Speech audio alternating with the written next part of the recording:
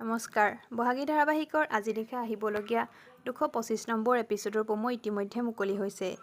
যোৱা খণ্ডকেইটাত আপোনালোকে দেখিবলৈ পাইছিল যে কিশোৰে মদ খাই সুশীলক মাৰি পেলাম বুলি ধমকি দিছিল।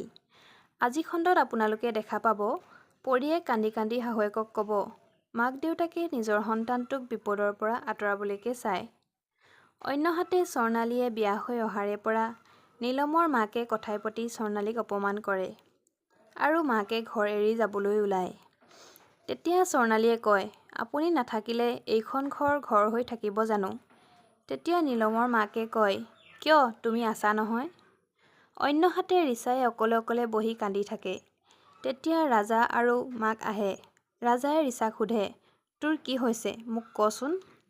তেতিয়া তাই কান্দি কান্দি কুণালৰ কথা ক'বলৈ ল'ব আৰু ৰিচা যে প্ৰেগনেণ্ট এই কথা আজি জানিব পাৰিব।